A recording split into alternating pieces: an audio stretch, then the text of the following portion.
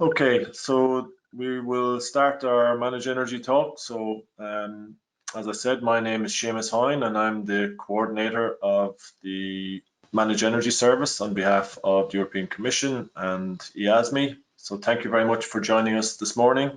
I hope you are all safe and well, wherever you are, and that your friends and family are too.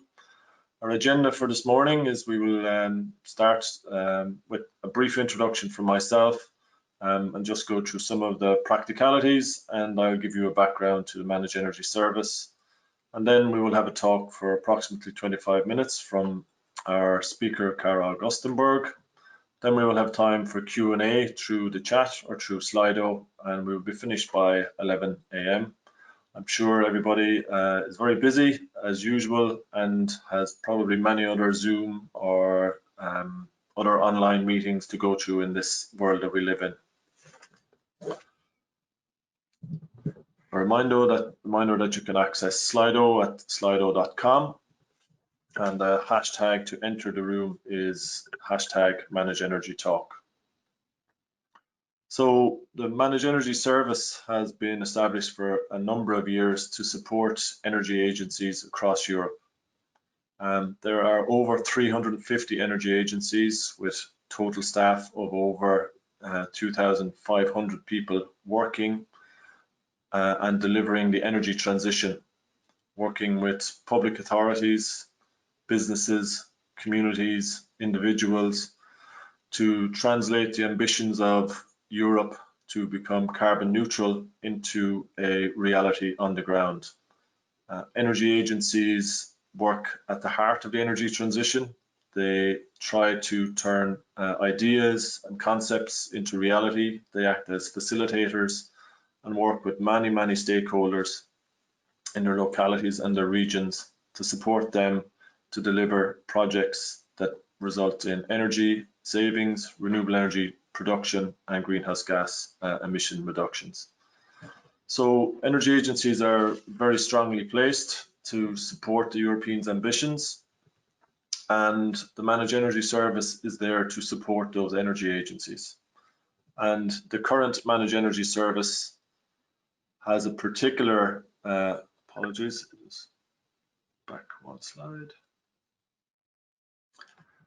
to enable energy agencies to translate and increase their activities from one which not just looks at promotion of energy efficiency and renewable energy and sustainable energy actions, but ones where they are at the heart of delivering those services and those actions.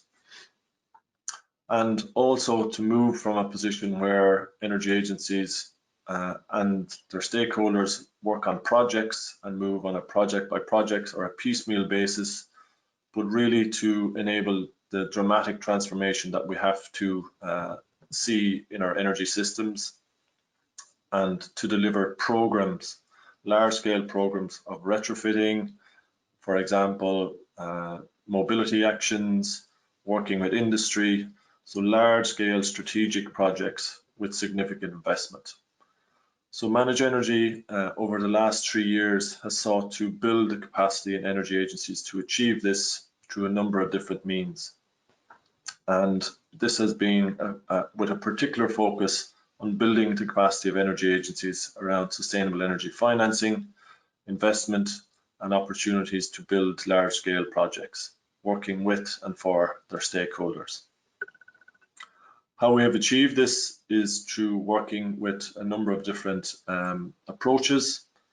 The first is around capacity building, and we've used a mechanism called Managed Energy Masterclasses, which involved 3 days intensive training in Brussels for energy agencies and their personnel, 177 participants across the 8 masterclasses that were delivered, attended, and learned about innovative financing schemes, how to engage with programs from the European Investment Bank, how to work with their stakeholders, how to sell the energy transition, both from a technical, financial, economic, social aspect. They engaged with bankers, they engaged with financing experts. Supporting those masterclasses, we also delivered 21 expert missions. And this is where experts from ManagEnergy team visited the energy agencies, their regions, met with their stakeholders, their management organizations, and worked on the strategic planning, program development, and upskilling of their staff directly. These were highly intensive sessions over 3 days and enabled the energy agencies to showcase to their stakeholders that they are engaged at a very high level working with experts across Europe. So far, our analysis has shown that we have triggered over 650 million euros worth of investments across a huge range of projects across Europe, driven by the energy agencies working in partnership with their energy agents, with their stakeholders. We've met with over 450 of those stakeholders, spread the message of Europeans' ambitions and the role of ManagEnergy and the energy agencies in delivering the energy transition. So we have also delivered ManagEnergy Talks 2 previously as part of European Sustainable Energy Week and also as part of the Energy Efficiency Financing Forum. And this is our first online and virtual and digital ManagEnergy Talk. And we're delighted to being able to deliver this to you. So it's a new venture for us and one that we hope will continue into the future.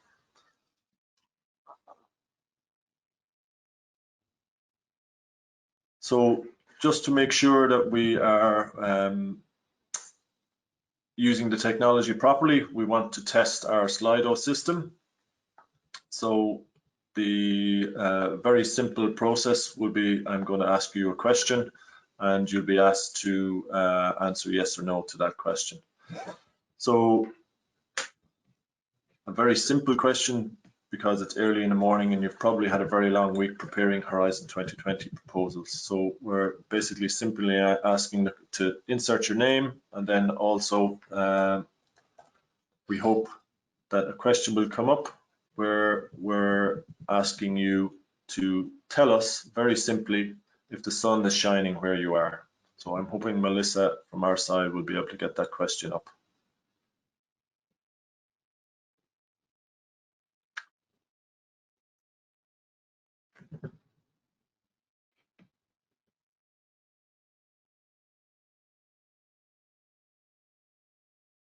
Here we go. So very simple question. Hopefully you'll be able to answer it and we'll get a picture of what the climate and the weather is like across Europe.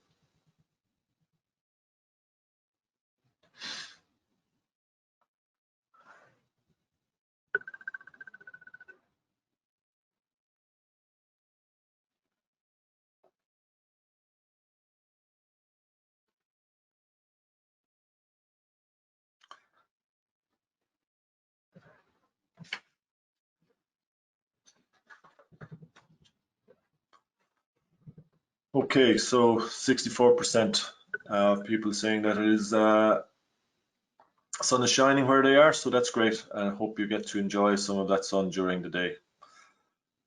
So without further ado, I'm going to introduce our speaker, and I'm delighted to be able to introduce Dr. Cara Augustenborg to you. And she will talk really about Europe's transition and ambitions to move to a fossil-free economy. Cara has trained as an environmental scientist at the University of California in Los Angeles and is now a fellow in environmental policy at the University College Dublin, an honorary member of the President of Ireland's Council of State. She was recently named the 2020 Woman of Influence at the Irish Women's Awards, and the Independent newspaper named her as one of the 20 people leading the low carbon transition in Ireland in 2016. Formerly, she presented an environmental show called Down to Earth on Ireland's Newstalk FM, one show that I listen to frequently myself, and was chairperson of the Friends of the Earth Europe and Friends of the Earth Ireland, and has served as a government advisor for Ireland's Environmental Protection Agency, or the EPA. So thank you, Cara. You're very welcome, and we look forward to your talk. Thanks, Seamus, and thank all of you for showing up today on a Friday to hear about this talk. I have to say I'm usually much more comfortable looking at all your beautiful faces, and so it's hard to be talking to a screen and not knowing how you're receiving this information. But I want to thank Melissa in particular for designing about 4 Slido questions that I'll introduce throughout this presentation to get a sense of where you're at and what you're thinking as I speak. So I hope you'll engage with that. As Seamus mentioned, I trained as an environmental scientist, but I've moved into the policy sphere really out of frustration because I found that policy just wasn't integrating the science around climate change and environmental issues. And I think we see that more than ever now with COVID as policymakers and politicians are trying to respond to the science of a COVID virus without really knowing the evidence base or knowing the rationale or science behind some of the decisions they're making. So we can see what a challenge it is to have that interface between science and policy, and that's what I'm trying to do in the work that I do. So I'm also very interested as a broadcaster in the relationship between the media and policy and how the media influences policy. So I'm always watching the news to see how they describe climate change and environmental issues, how they educate the public, because I think the public then put pressure on politicians to make changes. And that's why I want to start with the first Slido question to you guys.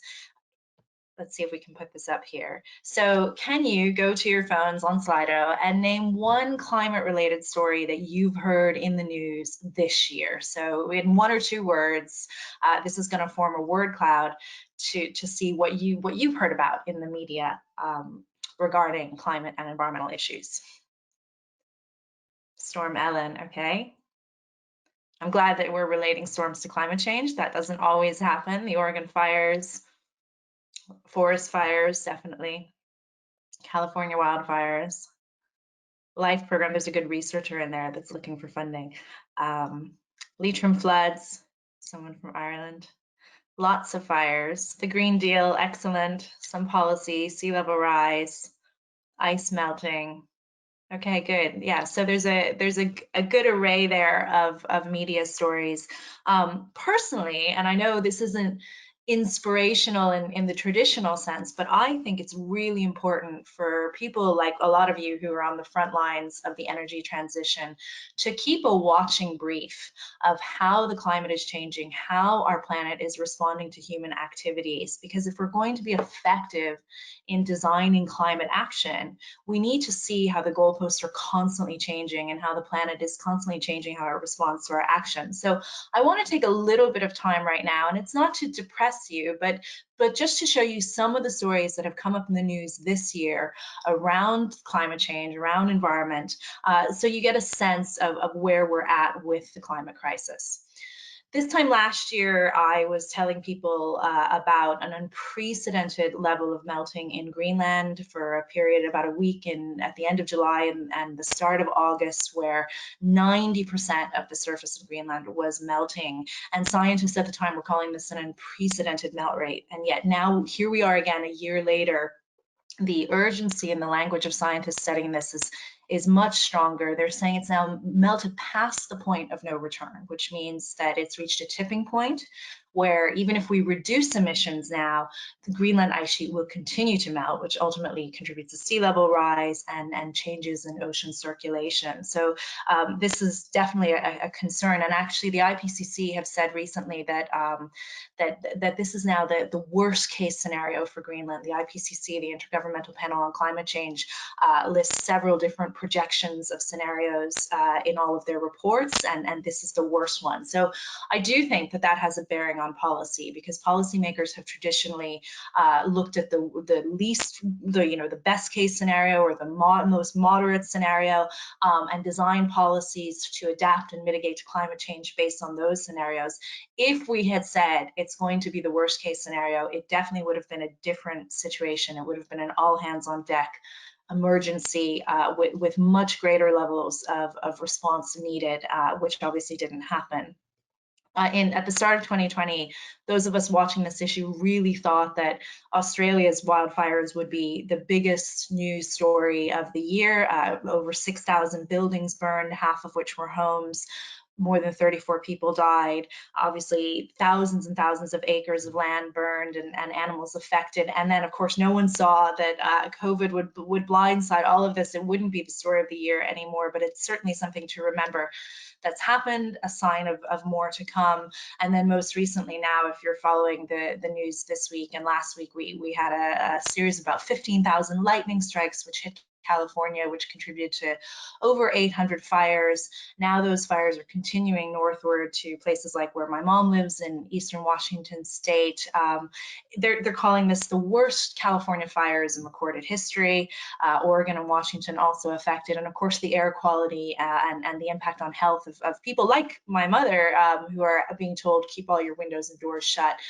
This is really bad to breathe in all this smoke. So definitely the kind of thing we expect with climate change. One of the issues that I feel hasn't gotten enough attention is what's happening to our oceans. So our oceans have been absorbing about 90% of the excess heat and kind of protecting us from climate change. They've been absorbing a lot of the carbon dioxide that we have been emitting, and that is contributing to a lot of changes in the ocean, which I fear we won't really be talking about in the media until it's too late. So the one we have heard about is the Great Barrier Reef. You've probably heard a couple years ago reports saying it was dead or nearly dead.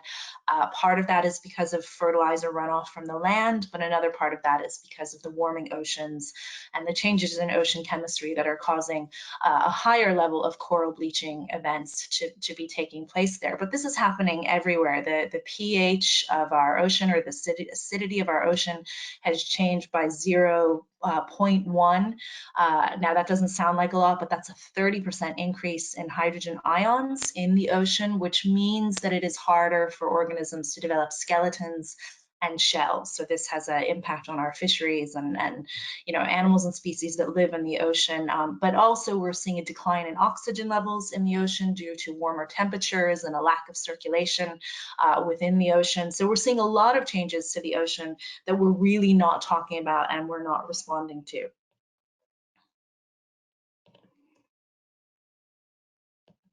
Melissa, I think I've lost control of my slides. Melissa has the controls. There we go. Back again. Thank you very much. I think some of you already mentioned the connection to storms, and this has become a much more obvious one. I mean, warmer ocean temperatures means more energy in the system. Warmer atmosphere means more energy in the system, and this is causing bigger storms. But perhaps for Europe, what's the greater concern of course, now these hurricanes have a bigger operating space in which to move. So in Ireland, we wouldn't normally get hurricanes in this part of the world, but of course, now that the ocean temperatures are warmer, those hurricanes are being able to travel further and reach our lands like Hurricane Ophelia did.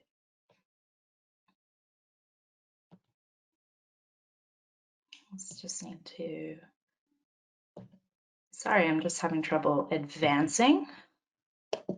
Melissa, okay, here we go. So it's good to just touch base and show you where we are in our role in meeting the Paris Agreement. So if you follow the Paris Climate Agreement, it said that we needed to keep global atmospheric warming below 2 degrees, well below 2 degrees, and ideally below 1.5 degrees to try and protect the most vulnerable low-lying countries like the Maldives and the South Pacific Islands. And you can see from this fire graph where we're at in that journey. And we're really reaching that 1.5 degree of warming relatively quickly. So in fact, a report came out this week from the Global Carbon Project saying that we will hit 1.5 degrees around 2024. So that's only 4 years. Now, it probably won't stay there. It's a combination of El Nino and warming, but it will reach 1.5 degrees around then and maybe drop out back again and then go up again if we don't start reducing emissions. So, we're running out of time, and I think that is one of the main points I want to get across to you is this energy transition needs to happen urgently. And as scientists are saying that everything is happening faster than forecasts, we too need to adjust our policies to make things happen faster. Another point that I want to get across to you, and this is quite a frustration for me as an environmental scientist, is we can't look at environmental issues in silo. The planet responds quite holistically. And so while we have declared a climate crisis, we've also declared a biodiversity crisis. So the intergovernmental group that looks at biodiversity and ecosystem services, which is equivalent to the IPCC, the climate change version, they published a very comprehensive report in 2019 saying that over 1 million species were at risk of extinction in the next few decades if we don't take action on biodiversity. And biodiversity is in crisis in part because of climate change putting extra pressure on it, but also because of land use change. So this has a very direct relationship with the energy transition. If we are changing land use to build more energy infrastructure, we have to bear in mind the impact on biodiversity too. And one of the things that's frustrating as a scientist is that a lot of our advisory councils, their task is reduce emissions, find the cheapest way to reduce emissions. And it doesn't matter that maybe it causes all sorts of other problems, other environmental problems that they don't feel is part of their mandate. So we've seen this before, probably most notably in Ireland and certainly in other countries when we decided to change motor vehicle taxes to incentivize the purchase of diesel vehicles over petrol vehicles because they were more fuel efficient. And as a result of that, particularly here in Ireland, we had a huge uptake in the purchase of diesel vehicles. And now we are facing air quality problems as a result of that extra pollution that diesel vehicles release. So, we definitely need to be mindful that the planet, it has lots of different interactions that we need to bear in mind when we are designing policies. And you may be wondering what this has to do specifically with energy. And Melissa is got the controls again. There we go. And I think actually our now Minister for Environment here, Eamon Ryan, who was deputy at the time when our gas industry here in Ireland was proposing to the government that they do more, or they create more infrastructure specifically for a biogas sector. So we have a lot of grass here. We're also trying to increase our forestry stock. We're trying to create more virgin plant material to go into energy and bioenergy. And one of the things that hasn't been considered, as Minister Ryan rightly pointed out in this Oireachtas briefing, is that we don't know the impact on our land use, on food production, on biodiversity, and all of the environmental consequences of switching over to a bioenergy system. So I think if we are going to consider that, we definitely need to bear in mind the impact on biodiversity too.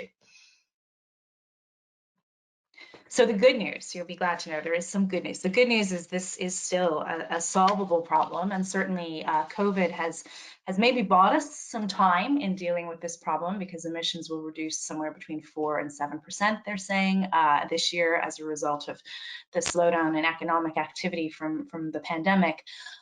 But you might have heard when this IPCC report came out on how to reach 1.5 degrees, or how to stay below 1.5 degrees. The media headline was, "We have 12 years left." This came out in 2018, and it said we have 12 years left to solve climate change, which is a very simplistic way of putting what scientists said in a more complicated way in the report, which is actually that we have to reduce emissions by 45% between now and 2030, and we have to reach net zero, so no fossil fuel emissions, by around 2050 in order to have a 66% chance of staying below 1.5 degrees. So no guarantee, but a probability of 66% if we do this. So that's what they meant when they said we have 10 years left, what was 12 years left at the time to solve climate change. That is a huge task.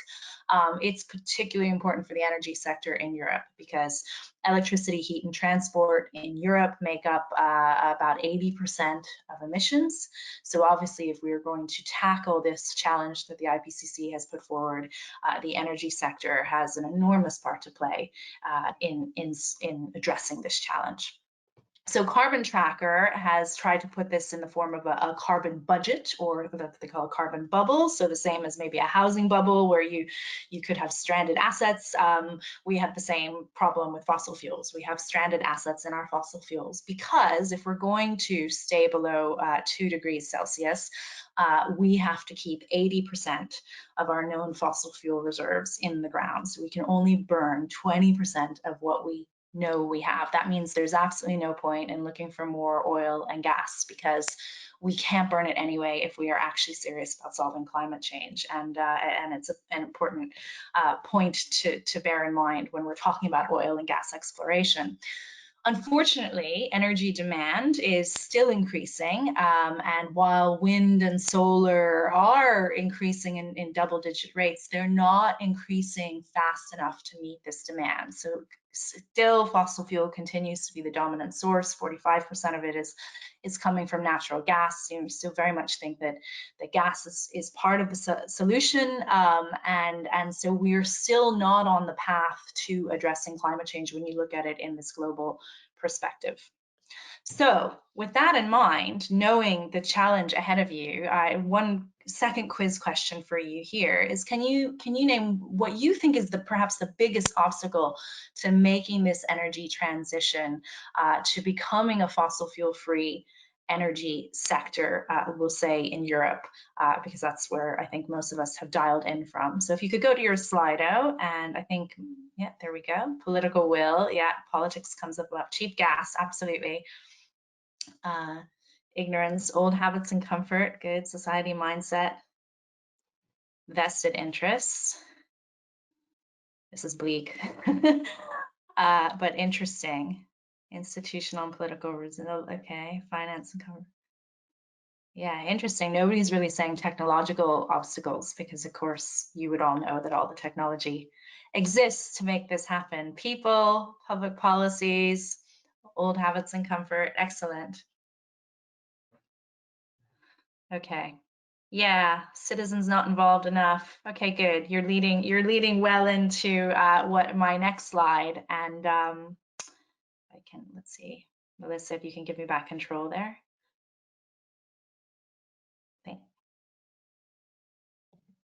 Thank you. Can I move off from this slide?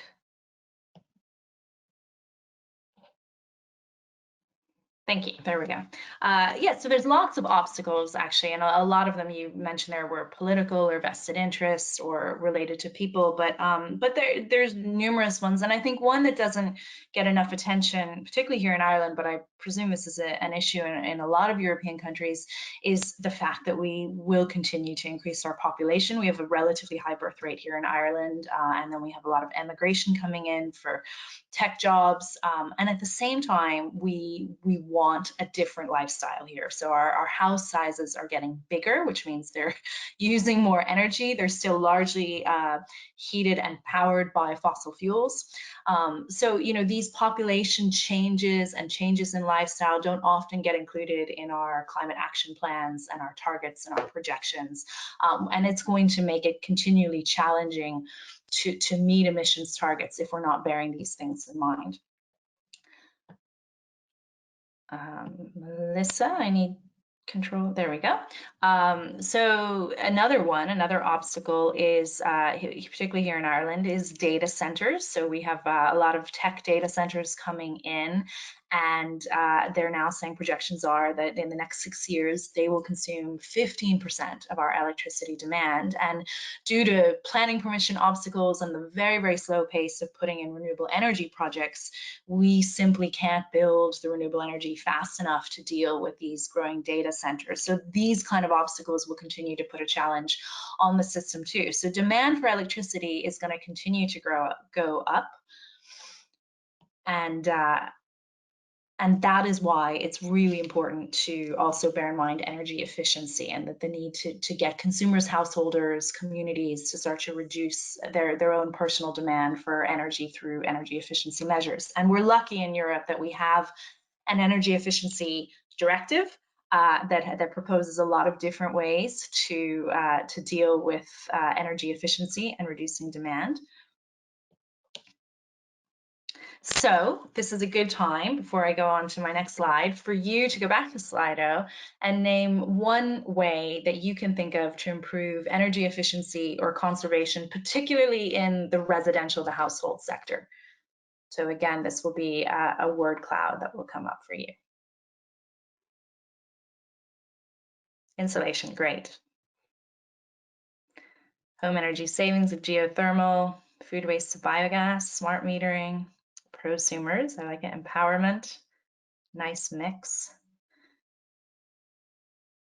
Neighborhood batteries, interesting. Heat pumps, absolutely good. So there's a good mix here. I was really curious to see if you would put in all technological changes or if you would put in some kind of personal or social issues too. And there's a good mix here. There's a good number of technological changes, but I can see some talking about behavior changes, empowerment, awareness, one-stop shops, love it. Taking people, so yeah, a really good mix. That's good. We're not all on the same page, which is actually a good thing in this case. So if I can move on to the next slide. So economy, oops, sorry, I've gone, oh dear, seems to be going ahead of me now.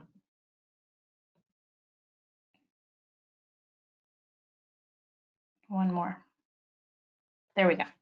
So economists love these cost curves. Hopefully you're familiar with them, but if you're not, what this one is done by the Sustainable Energy Authority of Ireland, looking at the impact of different energy efficiency measures in Ireland, and anything below the x-axis is showing that you actually save money over the lifetime of that activity, and the dark blue items are behavioral changes, things like simply turning your thermostat down by 1 degree. None of these actually really cost money, and you can see that the impact on emissions, while relatively small, it's still positive. It has a positive impact on emissions, while also saving the household or the consumer money. So these are double dividend. They're kind of win-win situations. They're things we should be doing, a no-brainer. And you can see there's still some technological changes in there too.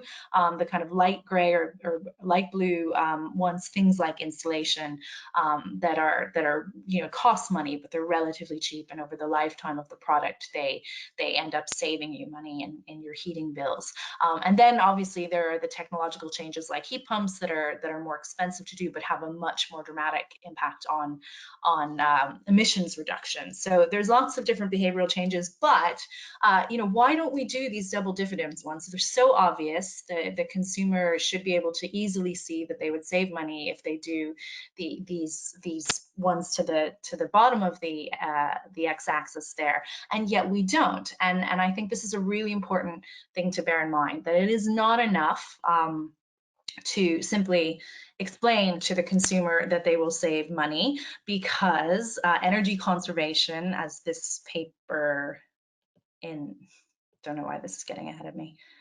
I'm rushing, or there seems to be a delay in me pressing the button. There we go. This paper in Energy Conservation in 1986 pointed out, which is a long time ago now, that we should be looking at energy conservation as a social and behavioral science as much as a technological issue. And in particular, this study was looking at what are the drivers of making changes. And actually, it follows the best piece of advice I've ever gotten in communicating environmental issues, which was by a Solitaire Townsend, who runs Futura Sustainability Communications in the UK. And she said, if you want to get people to change, you have to make them think that everybody else is already doing this. So this is most obvious with recycling. If you want to get people to recycle, you show them lots of pictures of people like them recycling, so that it's just like everybody else is doing this and you're behind the curve.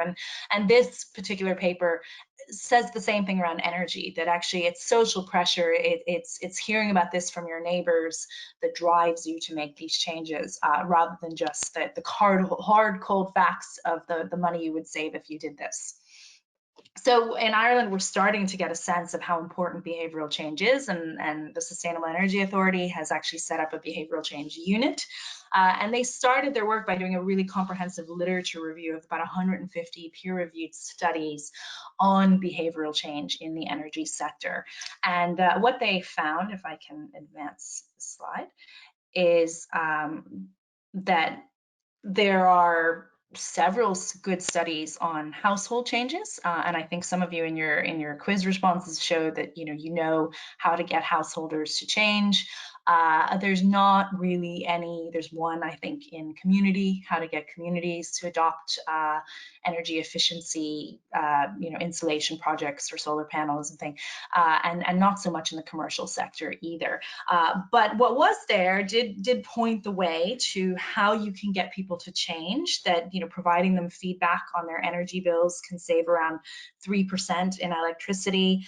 Actually getting them to publicly commit to an energy saving goal can save 10% in the short term. Giving them free energy audits can really encourage them to make investments in energy savings technologies. And then if you want a community to engage in a big community project, then community-based social marketing is really essential in driving that. So I think this is something we definitely need more studies in, that this paper actually acknowledges a real deficit in this area. But we should certainly be looking at these things, and we should be engaging with the social and behavioral sciences and marketing to really try and drive this energy transition, because it won't be done on technology alone. So as someone who is trying myself to make the energy transition in my home, I can tell you it's a fairly unpleasant journey. It's very dependent on grants at the moment, which is wonderful for the householder that you can avail of grants, but unfortunately actually getting the grant is still very difficult, and very much so the risk is still on the consumer. So if something goes wrong, it's the consumer that won't get the grant. It's not the company that did the work. And it's also very hard to know as a consumer which companies are reputable, which companies know what they're doing and aren't jumping on the bandwagon of a fad. So I think we need to look at the customer journey much more. And this example in the Netherlands is a good example of how we should be looking at the customer journey. So for me, if I want to do a deep energy retrofit of my home, I would have to move out of my house for an extended period of time, which would involve the challenge of finding alternative accommodation, which would be very difficult in the place I live. But this particular energy retrofit, you can see the original house on the left and the newly renovated one on the right. So they've done a deep energy retrofit in 7 days without the homeowner ever having to leave the house. So that is a customer journey that is a lot more pleasant than the kind of customer journey that we're dealing with now at the moment in countries like mine. So we could be looking at that. We could also be looking at much more creative ways of helping the customer fund their own transition. So working with credit unions to develop lending and financing practices, working with utility providers to put that price onto the cost of a bill where the utility owns the solar panels and rather than the homeowner. But we definitely need to be looking at mechanisms to make this easier, or it just won't happen. So my last question to you, and this may seem a little bit weird, but this is what inspires me to keep going. So I gave you kind of a bleak start on the state of the crisis, and I just think that's important for you to be aware of as you're working yourself on the energy transition. But I'm inspired to keep going through volunteering and work with environmental NGOs. So my question to you is, and if we can pop this question up, so that we get the wording right, Melissa? There we go. Have you participated in any action that was beneficial to the environment with an NGO, so a non-governmental organization or a charity, in the past 5 years? So this could be a litter pickup. It could be just giving an environmental charity some time in the office. It could be going on a strike or a protest. It could be lobbying politicians with a charity, but have you engaged, yes or no?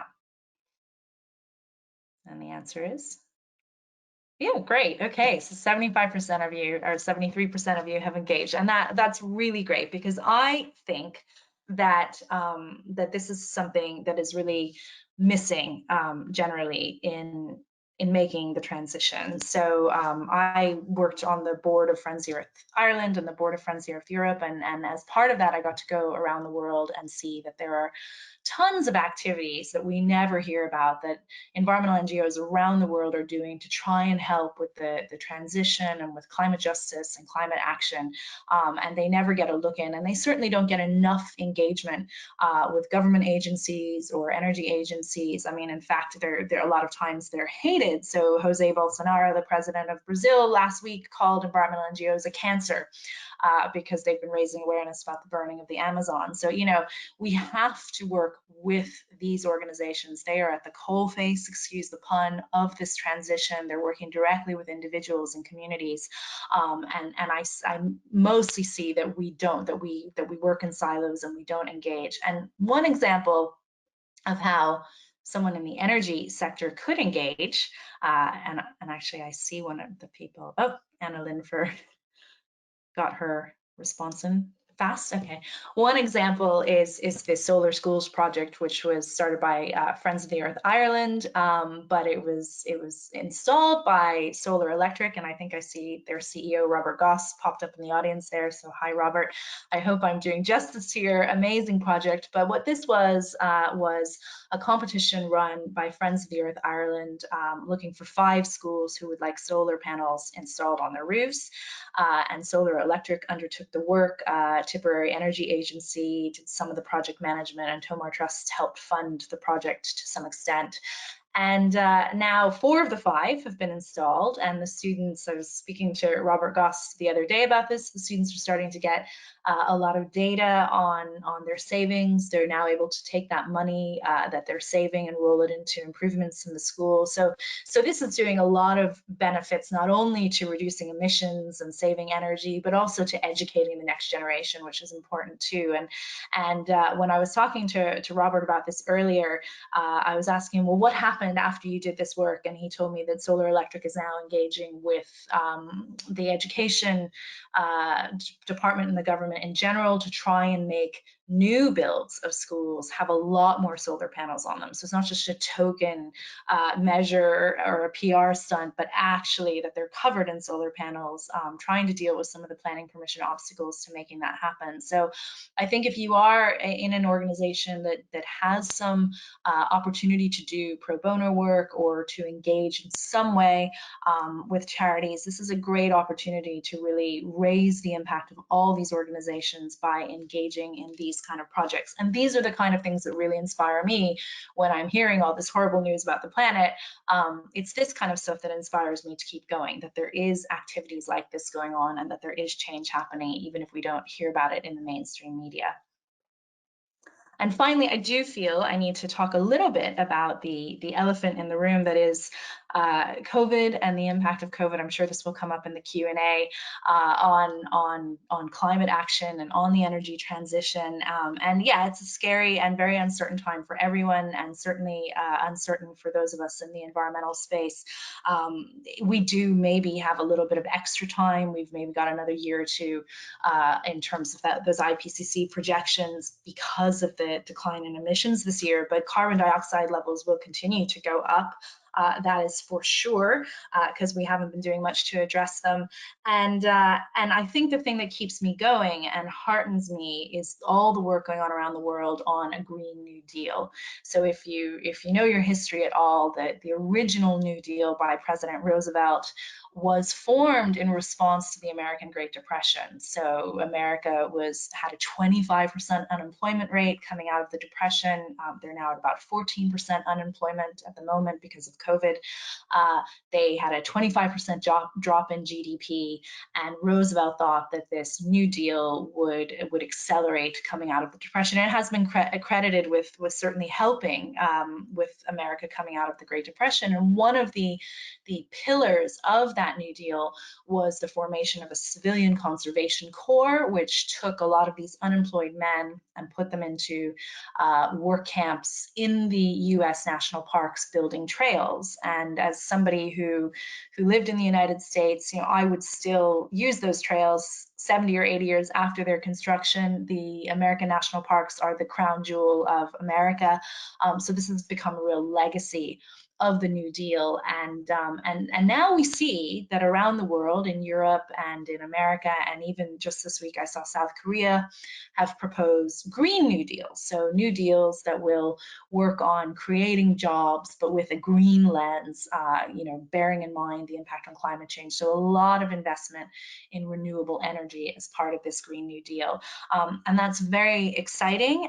This was an idea that was first proposed in 2007 by New York Times journalist Thomas Friedman, so 13 years ago, and we're now seeing it, taking legs, and people, governments proposing new deals with an environmental lens. So I take a lot of hope in the Green New Deal being a way of coming out of the post-COVID economic recovery with a lens that really emphasizes renewable energy and really emphasizes climate justice. And so I would say, watch this space. That this is the way that we need to exit out of these uncertain post-COVID times. So I'm looking forward to all of your questions and discussion. Thank you.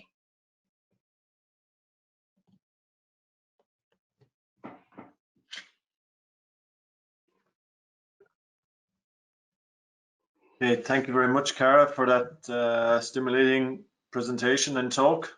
As you'll see, we have got some questions in, so we might start with the first one, which is a little bit like an Irish one, but I suppose from your perspective, and I think it can apply to energy agencies across Europe, two key things that you think the energy agencies need to do in terms of motivating the public sector in particular. Yeah, thanks. That's a good question. I'm trying to see where it says actually public sector, but do you mean householders or? Well, motivating local municipal authorities, so public authorities.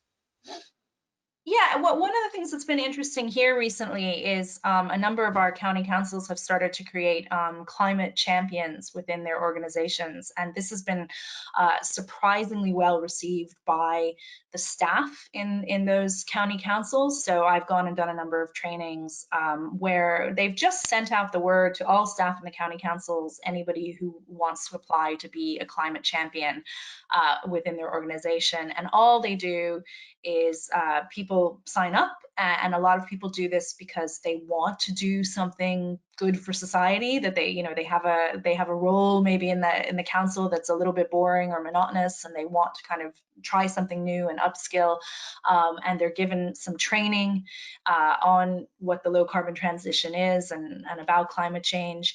And then they don't have to necessarily do anything, but they now know that they can integrate this into their daily work. So they've been educated, and now they go off and they think of things they can do in their own department to start to change things and make things better. And I've seen this working in Mayo County Council and Meath County Council in particular here in Ireland. And I think it's a really easy way, just educating your staff and giving them kind of an away day or giving them 2 hours to think and reflect on what can they do in their lives, in their work, that could contribute to the transition. Great, thank you very much. We have the second question there on the screen is positioning the energy transition as part of the donut economy, and there was a similar question connected in terms of the energy, the social and economic interconnectivities that are important, in that if we push people too hard, they can shut down, and we've seen that a little bit with some of the COVID reactions. So I suppose that behavioral, economic and technical aspect of the energy transition. Yeah, I mean, I like the idea of putting the energy transition in the donut economy model, because the donut economy model definitely draws from Stockholm Resilience Center's planetary boundaries. So the planetary boundaries looked at 7 or 8 different environmental changes and kind of measured where they were in terms of severity. And so they include biodiversity, and they include climate change. And I think that's the nice thing about the Kate Raworth's Donut Economics book, is that it doesn't just look at climate change, it looks at all of those environmental measures. So I think that's actually absolutely a good point to integrate it into that kind of economic transition.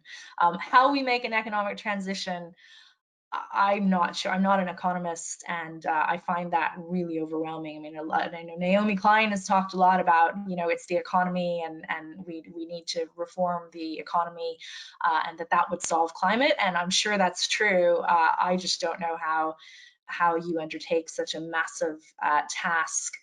It's not something you can easily transition into. It seems like you have to tip everything upside down and start again. Yeah, it's a huge challenge.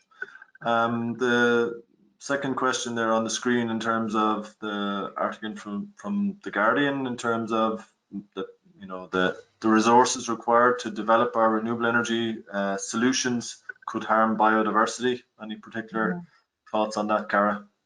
Yeah, it comes up a lot in the electric vehicle area too, that there's a lot of mining for all these batteries. And the only positive I would say is, at the moment, because of the drive, particularly for electric vehicle technology, and all these governments are committing to the sale of no petrol or diesel vehicles by 2030, that is putting a lot of pressure on coming up with alternative sources for a lot of these rare earth metals, synthetic sources. And so there is research going on right now trying to look for alternative materials that wouldn't involve extractive industries and mining. So I think so that's an area we need to be incentivizing. Otherwise, we're going to be importing all of these materials from other parts of the world to be able to deal with implementing a transition in Europe, which has other ethical issues in addition to environmental issues.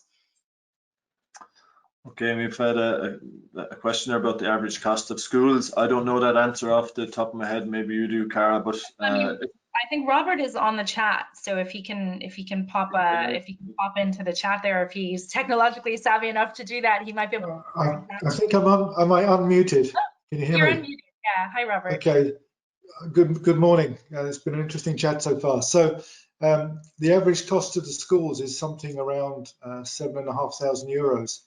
The challenge is really that it's impossible for the school to get that back, because schools are closed on Saturdays and Sundays. Schools are closed during the high production months of July and August, and for a lot of the holiday times. So what we really need is a feed-in tariff or an export tariff for the electricity these schools make, so that they can be paid for exporting electricity when they're not open, or alternatively some way of their sharing their electricity with the next door community centre or some other kind of building next door.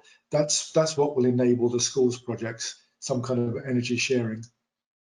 Yeah, that's thanks for saying that, Robert, because I think Ireland is a little bit unusual that we still don't have a feed-in tariff. So I know in Germany they do, and in other parts of Europe they do, but we have a commitment from our government. As early as 2015, we were promised a feed-in tariff for our solar electricity and our household solar panels, and we still don't have it, which is very frustrating for those of us with solar panels.